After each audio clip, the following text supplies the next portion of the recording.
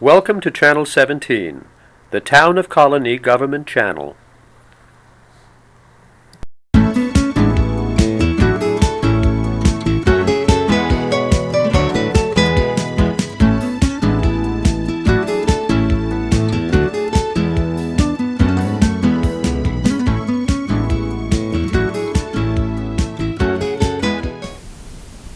Welcome to The Money Factor, the program that focuses on local business and personal finance topics. I'm Richard Naylor, your host. How is wealth created? Not just for an individual, but for a society. Today, we will be discussing a book, The Origin of Wealth, and our guest is Dr. Scott Trees, Chair of the Economics Department at Siena College. Let's go meet him. Welcome to the show. Thank you. It's really great that you could make it. And Scott, this is a topic that I was very pleased that you not only agreed to review the book, but then you seemed to be somewhat positive about the contents. And after I liked it so much, I was feeling good that you liked it as well. Well, it kind of matches my biases, so, and I have biases. Well, that's probably good. It's more interesting. Yeah. Let's tell people what the book is. I'll do the really heavy lifting here. It's a big book, 526 pages, and it's called The Origin of Wealth. We'll put up a picture so that they can actually see it. The subtitle is Evolution, Complexity, and the Radical Remaking of Economics, which I guess that last four words we should underline. I think so. It's published by the Harvard Business School Press, and it was published this past year. Although I have to say that I required my students to read it, and they have had a difficult time acquiring the book. Weeks of delay, and yeah, apparently it hasn't been real popular. Well, I've given it to a couple people who didn't finish it. Okay. On the other hand, I think it's for somebody who likes philosophy and theoretical economics, it's very easy to read because there's so much filler and so many stories in it. Well, and in fact, the author, what Beinhocker says, that as people, we're better at stories and inductive than deductive. So I think he follows through on what he says we do. He tells a lot of stories. Perfect. So I guess the first thing then, we should try to give people as much flavor as we can in a simple way, because this is a big book, so that they kind of know what we're talking about. Well, I guess one place to start might be the origin of wealth, and I think what he's doing is he's describing wealth and where it comes from, and obviously that's what's driving the idea of economics, because there's lots of different things you can apply his theories to, and he's very clear about that. It's not just economics, it could be biology, it could be anything. And I think it all boils down to this idea of evolution. And what he says is that, that even though evolution is usually applied to biology, you could take these principles of evolution and I guess it's diversify or get lots of options, then pick one, get this idea that you select something and then amplify it, spread it. And he's saying that not only is kind of the underlying principles of biology, but we can also apply them to economics and to where wealth comes from. So again, it's, get lots of options, pick one or more because of their qualities, and then amplify them, put them out there and watch them spread. And if that is the general suggestion of the book, we can also go back and look at maybe some of where he started from, some of the fundamental ideas he started with. And we could ask a question, well, why do we need to remake economics? And he answers that throughout the book, but how would you sum that up? Well, I think what he does, and oh boy, what a dense book, he talks about the fact that economics is based on assumptions. And we all know that. There's lots of jokes about the assumptions in economics. How men on a desert island, how do you open a can? Assume a can opener, But what he says is that all science makes assumptions. The problem is, are the assumptions realistic? Are the assumptions, do they fit with other kinds of information? And what he would argue is that in economics, the assumptions don't. The assumptions are extraordinarily unrealistic. And because you start with those unrealistic assumptions, it leads your theory to places you don't want to go. In particular, and I think that this is critical, he talks about complexity economics, because that's what he wants to move toward. And complexity economics is fundamentally different from traditional economics in the sense that traditional economics leads you to equilibrium. And he's arguing that equilibrium doesn't really exist, that it's this figment of our imagination because of the assumptions we began with. And it kind of goes beyond that, this idea of equilibrium is borrowed from physics, that you hit equilibrium, there's some goal, once you reach that goal, there's a steady state. And then why do we see change? Well, we see change because once you reach that steady state, things will knock you out of the steady state, and then you go back to it. He uses this idea of a bowl, and you drop a ball in the bowl, and the ball will roll and roll and roll, and then follow in the bottom. And then, so if you want to talk about depressions or recessions in the economy, or you want to talk about anything that looks like it's a change from a steady state, or this goal, it's exogenous, meaning it comes from outside the system. It's a temporary, one-time knock, and then the ball just has to settle. And we don't have to explain it, and I guess that's the problem. Because it's exogenous and it's one time, or it's kind of an oddity. Or random. Right. You don't have to explain it. And he's arguing that that's just wrong, that we don't hit equilibrium, that we're not moving toward this goal, that what's happening is change happens all the time. It's continuous. And that, in fact, a lot of the change we see is not exogenous, it's not outside our explanation. It's inside. The very structure, the very kind of economics we put together creates change. Right. And that's where he comes from. So he would argue that almost all the economics we teach is wrong. It's just wrong. And if we look at the microeconomics and we look at the individual and we think about some of the newer concepts, the behavioral economics and the Nobel Prizes that have been given for that, but we still teach equilibrium theory in our economics classes, it seems like there's a bit of a disconnect. There's a huge disconnect, and I actually would argue, in fact, I've just had this conversation with my students about the idea that probably everything we're teaching them countrywide, and maybe at Siena as well, not everything, but a lot of it, is just wrong. And I should go a little further and say two things. A, why do we teach it if we know it's wrong? And what I would argue is that we are people as well, and one of the things that happens is that we get a vested interest in what we've learned. This complexity theory is really difficult. And let's imagine you go through graduate school, you learn all these theories, you've taught something for a long time, all of a sudden you anchor on it. He talks about anchor and adjustment. We anchor on that, and it becomes frightening to think you're going to change. That just like companies need to remake themselves, economics and individual professors need to remake themselves, and we don't. Partly because we're scared, partly because we don't know how to, partly because we have a vested stake in everything that's gone before. And then that leads you to ask the question, so is all economics you learn out of a textbook, is it useless? And I would say no, because let's imagine that I want to understand how the Fed works, how the Federal Reserve Bank works.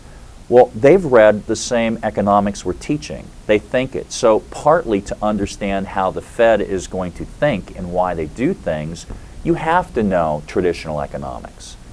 But you should also know complexity economics. You should know other things as well. Now, I'm a layman in this field. I like it. I've read it. I have an MBA, but I certainly don't have anywhere near the depth of understanding you have. So I would just ask questions. I would say, well, are the theories that we're currently using, are they relative? I mean, price and demand and all these things, they make sense. What do they fall short and what's right about that? Yeah, well, like take supply and demand, something every student learns.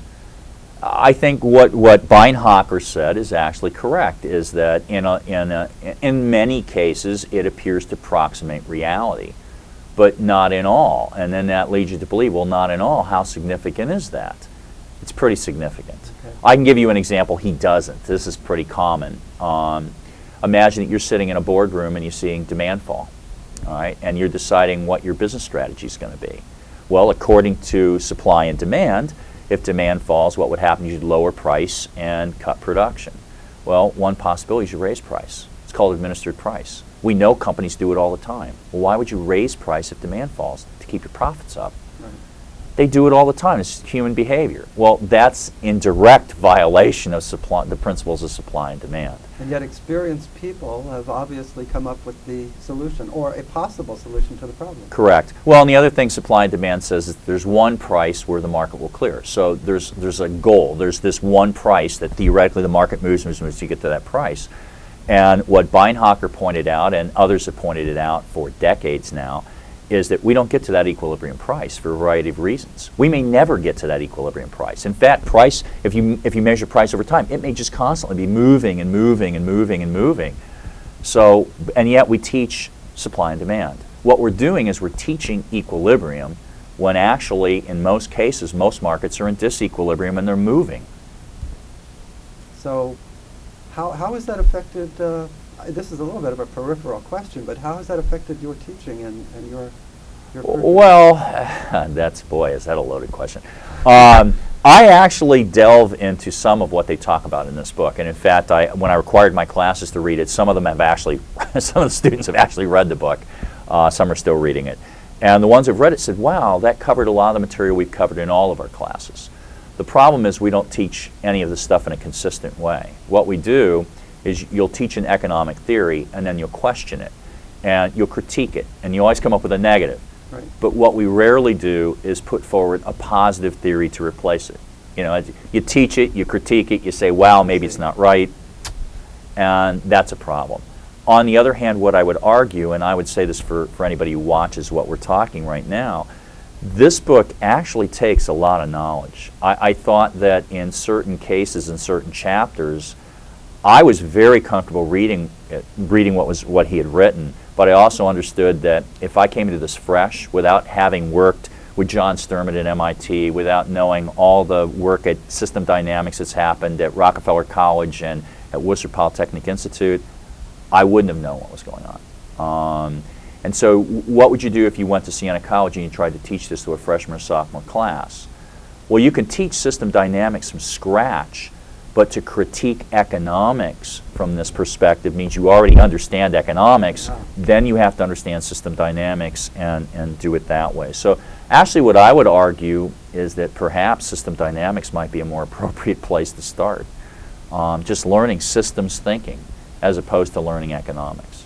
And of course you would put that in the context of an economy. Correct. You could do examples and problems, and so if I'm going to look at growth patterns, like I want to know what exponential growth is versus linear growth, then when you actually do homework problems or you do examples, you could do examples from economics. You don't have to do them from population. I mean, the usual exponential growth is, you know, watching population grow, and we know that if you have rabbits, you have, you know, people, they grow exponentially. At least initially they do. Well, I don't have to do that. I could do some other economics example. Okay, we've covered a little bit about what the book's about. We've tried to give people a flavor of what it means and the kind of dynamics that this book would cause if we turned it completely loose on our society, because it seems to be turning a few things upside down. It does. We want to talk also about what's most relevant, I guess. And we could do a few things, because it's hard to unify any conversation, because I guess just like the curriculum hasn't been unified to deal with some of these things, we're actually in the process of building it. Well, he says it's a work in progress, and I would agree with that. In fact, he doesn't present new ideas. This is more a survey of existing ideas, trying to put it together in one story. But what's most relevant in the book, for me, I like some parts better than others. I liked a lot of what he said about its implications for business and how, you know, what businesses survive, what businesses don't survive. And he talked about the idea of, in the context of evolution. Remember, evolution is this idea you diversify, you have a diversity of options, and then you select options that seem to work, and then you amplify those options. And he talked quite a bit about the idea that businesses often go about this the wrong way. You know, they don't want a lot of options. What they want to do is they want to sit down and in their strategy sessions they pick one plan, and then they put that one plan into practice, and it becomes kind of rigid. Everything has to fit that one plan. They don't adapt. And he's arguing that, and using Microsoft as one of his examples, he says that exactly the opposite is true of really good organizations, that there'll be a lot of options, and you keep those options open. That I guess in Microsoft they had 6 potential paths for their plan, Right. Yep. and instead of narrowing it down, they kept them all, and they actually proceeded with all of them.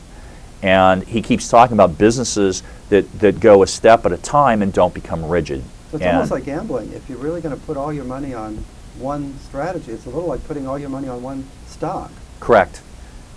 And he's saying that an organization that wants to evolve has to be adaptable, because again, you're not goal seeking, you're not going toward this one equilibrium point. It's evolutionary, and you don't always know. Evolution isn't smooth either. I mean, evolution can go for a while and then you get these wild breaks, and you have to be able to take advantage of those breaks. Now remember too, he also pointed out, using empirical evidence, and it's pretty powerful stuff, that even if you're a strong business, the odds on you remaining at the top of your industry or as the strongest, the leader of the pack, is nil and none. That Weren't there 2 companies out of the S&P 500 that even still exist? one exists but underperforms the market and underperforms the average company. Okay. The only one that still exists is GE. And DuPont was praised for its, maybe it didn't go back to the beginning, but it's lasted a long time. It hasn't tried to maximize its profits by the quarter, but somehow it's been kind of hanging around for 100 years. Right. But again, when you look at those businesses, what he claimed was, I guess there were 18 of the 100 from 100 years ago, the 100 top companies. There were 18 that were left, but when you look at those, I guess 16 of them were seriously underperforming the average company. That they were around, but they were limping, just surviving. And he actually narrowed it down to GE and saying GE was the only one left. And he said the only reason that they were left is they had reinvented themselves. They were able to adapt by reinventing. And then he talked about culture and social technology and a lot of things that led to that adaptation. But again, it flies in the face of what we normally think about. And the reason I guess we want to underline that is because this company followed an evolutionary principle. Whether they said I'm following an evolutionary principle or not isn't really important, but how could we state that principle? I'd like to do that myself right now, but it might be better if you do that. Well, I think what he argued, and I hope I'm getting what you're saying right, he said that in order for them to be able to adapt, it isn't just technology. There's physical technology, which everybody talks about, but he says it's more important for a business to have that social technology, which is culture. You have to have the right amount of hierarchy. That's a real interesting question of if you have a huge business. A lot of people think hierarchy is kind of bad. It's, you don't like it when it's top down, but he says without hierarchy you crash and burn. Too much hierarchy is bad. Not enough hierarchy is equally bad. But you have to have communications, open communications, and you have to have all of those, the culture, the social infrastructure to allow a company to adapt. And then once you have that, then you have to adapt, which means you have to be able to change course and feel comfortable doing it. It's partly a mindset. If you're so rigid that you don't feel comfortable changing course, again, you're going to crash and burn. And he gave 2 options. You've got to have hierarchy because you can't even function without any hierarchy.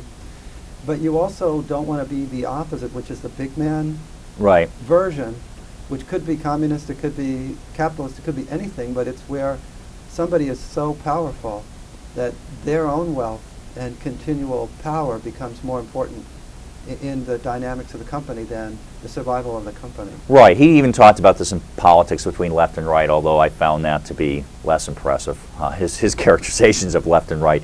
But he says basically that if you have a command economy where someone decides what's going to happen, it's not market-driven, or you have a company where you don't allow innovation or new ideas to come up, it's all from the top down, you won't survive. You're not going to be fit. You're going to find that you're surpassed by other companies. I really like his example of IBM and Dell. I thought that was a great example with his S-shaped curves where he's saying that IBM had reached this pinnacle. They saw Dell doing mail-order computers. They knew it was happening. And then the question becomes, so if they knew it was happening, why didn't they jump into it? Culturally, in terms of a lot of rational kind of explanations went on, but they didn't jump into it. And by the time they did, it was too late, and all of a sudden, they lost their computers. Right. So And that's this idea of a new company came along with a new idea, and it was small enough, and it didn't have the hierarchy, the top-down kind of thinking. For a variety of reasons, the small guy was able to quickly adapt.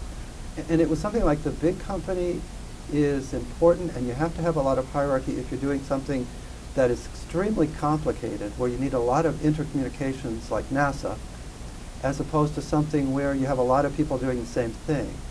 And then it can be flatter. If you know that you've got 1,000 people and they're all going out and cutting grass, you may not need 50,000 layers. Well, and he even argued that in this flat, what it's saying is that people are more equal. It's more horizontal kind of control. And what he's saying is, what did he use? He used, what were the terms he used? Explorers versus exploiters. And the explorer is the one that goes out to find new opportunities. And so you're spread way out. You're spread, in some sense, you might say you're spread thin, but you're spread out, and that allows you to explore new avenues. And it works in a company that isn't complex. Right. In a company that's really complex, he used making aircraft and some really technical kinds of things. You need more of a top-down. You need to have, because the communications would be horrible. You'd never be able to build an aircraft. He said that even a CEO can't build an aircraft. I mean, you don't know all the parts. You don't know what everybody does. Right. Now, of course, something he doesn't talk about in here, and I would say that I like the book. I'd love to talk to him at some point. But there's been criticisms of this idea that you have to be top-down, in the sense that, what about ethics? What about kind of something that isn't in here really? One of the criticisms of that top-down, where nobody really knows what anybody else is doing, is it's really easy to give up your responsibility for ethical behavior by saying that, well, I'm only just one little piece, Right. which is a good way to understand why companies can go wildly astray and do things we really dislike. Enron is a good example. Yes, yes.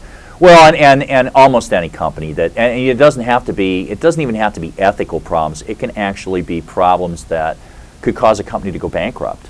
And you see it, kind of, but you don't see it because you're not in control of the company. I mean, you only see your one piece.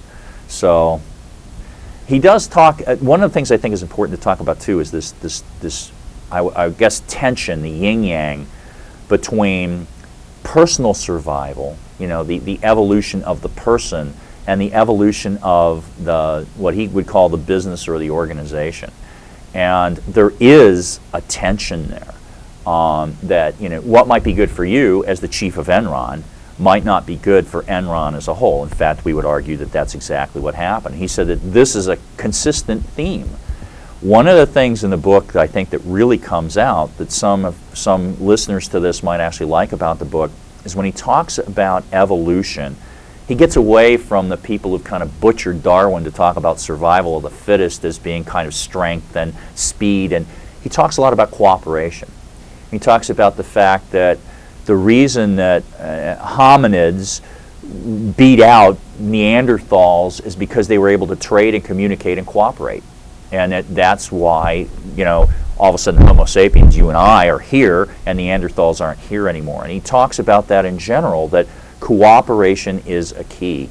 And I find it kind of a fascinating concept, because it's clear that the CEOs at Enron basically didn't cooperate with anyone. They were out after their own, and they drove Enron into the ground. I also heard this morning on WAMC on the drive in here that they claim that every ethical lapse of a large corporation lately that has hit the press, where people have become aware of it, Right. have caused a 41% drop in stock on average when it becomes clear. That's huge. Yeah, and what WAMC was basically asking is, if that's known, if everybody knows that, then why do people do ethical lapses? And of course it goes back to this, which is, there's this tension between what's good for you versus what's good for your firm.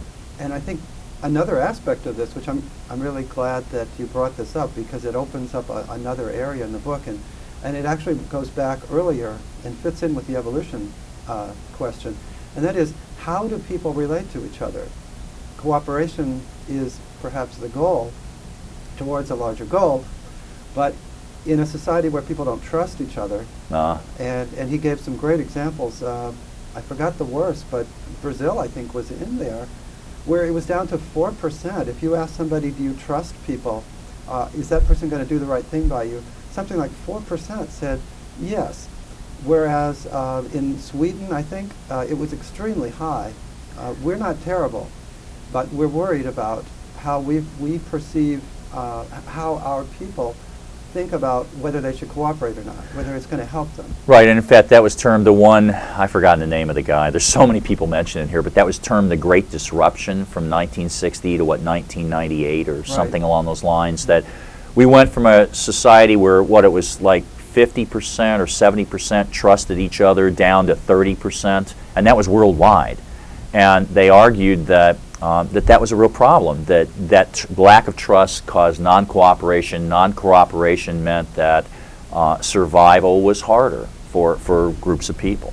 A basic little role play that I did when I did my MBA some time ago was the teacher said, okay, you don't know what this other group's going to do, and here's how you're going to treat the situation. You can be good to them, you can be bad to them. I don't remember exactly what the example was, but the first time they interacted with us, I said, okay, let's cooperate. They said, let's take advantage of that. So of course, the first round they won. Right. If we had both said no, nobody would have won. If we had both said yes, everybody would have gotten something. But I was so incensed that they had done that I got my group to say, I don't care what they do. We're not going to ever cooperate with these people. Right. They talk about in here the prisoner's dilemma and versions of the game theory and economics. So how do we relate when we live in a chaotic environment as opposed to one where we're nurtured and people cooperate? Well, to jump ahead, because one of the things I think that could be asked is if this evolution happens and if it's survival of the fittest and if firms can't stay on top for long periods of time, then, and really important, I think this is important to say, is that one of the differences between complexity economics, which he's really pushing, and traditional economics is the idea that traditional economics believes you can predict. That in fact, our math is so good that we can make models of things and then predict the future. And what they argue is, no, you can't. You cannot predict. And I strongly believe that that's true, that we cannot predict. That all you can do is explain. And if you start looking at the fact that you can't predict, but all you can do is explain, then really what happens is we can't predict how any given person is going to fare with any kind of behavior. So you could cooperate, I could not cooperate. We don't know for sure what's going to happen because it involves the system, it involves the rules, it involves other kinds of exogenous impacts coming in. And what he's saying is that if you can't predict, if all you can do is explain, and if things are evolving, there's no equilibrium, then what do? I mean, do we just sit around and kind of let things buffet us around? And the answer is, for him, is no. What you do is you make the social technology better, that you increase information. You try and increase trust and cooperation. You try and make survival easier with the structure and the system, not because there's a predictable outcome, but just to kind of, what we might use euphemistically is grease the wheels. Make it move faster, less delays between information, right, because that creates all kinds of problems. So in your example, the prisoner's dilemma, and he's not saying how do we make everyone better off. That's not what he's saying at all. He's saying that in general, we're evolving. In general, we can see these patterns, that we know that if there's fewer delays, if there's better information, if we cooperate, then survival is easier and easier for more of us. But it doesn't mean that everybody's going to make it. I mean, what do you do about poverty? He doesn't really have a great answer for that. Right. I guess the best he does is he suggests that you need to have rules that both reward good behavior. In other words, a behavioral approach. Right. You don't teach people to be helpless. On the other hand, you mix the other side of the coin. You help them learn and give them a chance so that if they actually take the chance, they might predict that they would succeed. Correct. I would agree with that. Another thing we should mention, because we're not headed in that direction, and it's a huge part of the book, is the idea of physics and the second law of thermodynamics with entropy. Because he's really big. I mean, almost every other page has entropy in it. And we should explain how he uses entropy. As well as you better define entropy, because not everybody is Right. Well, entropy, as he's using it, is this idea that things lead toward destruction, not order, that they become random, not regular. I don't know if that's your read on it. I mean, I learned a different definition of entropy when I was taking physics in school, but that's how he's using it. And what he's saying is that entropy is this idea that there's destruction, there's chaos, there's disorder, and that is expanding, it's growing. I learned entropy in school as, if you have a beaker where you have gas on one side and it's empty on the other, and you lift the thing, it fills the available space. Well, that might be the expansion, but I think what he's basically saying is that there's energy, there are inputs, there's this energy that comes in. We use that energy and we work really hard to create order, and what comes out of that process is entropy. It's pollution, it's disorder, it's chaos. So we take the sun, we take resources, we take everything we're provided, we take our own energy, we work real hard, we create structures, we create products, we create all the things we need to live, but there's still entropy coming out. And he talks a lot about this idea that there's this move toward disorder, this entropy, and what we're doing is we're staving off entropy in a sense. And it's a big theme in the book. Well, we're getting close to the end, and I don't want to end on such a negative point of view. So maybe we can come up with a little information and create Neg Entropy, which is an information scientist take on the whole thing. There's actually both taking place at the same time. And that appeals to my intuition a lot more, because what I see is life becoming more complicated. At the same time, each person dies, but life itself seems to become more complex. And so something like information and some drive to survive seems to be, however that happens, right, seems to be taking place. Well, that's interesting, because as my final comment, I guess my overriding feel in this is, and he mentions this in a couple of places but really gives it short shrift, which is this is a very materialistic, a very material-based book, in that the evolution we're moving toward are producing things. He talks about SKUs, the number of physical things we produce. Shelf units and things. Correct. And that somehow this is our evolution. And I kept thinking, yeah, but maybe that's you having one foot in the reality now, writing the book. Maybe, and if entropy is growing and growing faster than anti-entropy, and we have a universe, then how can that go on forever? I mean, we can't just keep producing all of these things forever. And I wondered if maybe we wouldn't at some point go back to a simpler kind of, move past this SKU and start creating things that don't have physical feel and don't lead to profits. Because business is the unity comes to too. You start, what are the agents? Well, the agents are these businesses. That's the building blocks. And I don't know that I like that all that much. I mean, I have to think about that. Well, that would leave us to an end to the program while we think. And I'd love to have you back sometime and continue maybe with another book and look at how this might play out in another way. Well, I'd enjoy that. That'd be great. I want to thank everybody for joining us and invite you to the next show next week. Have a great week.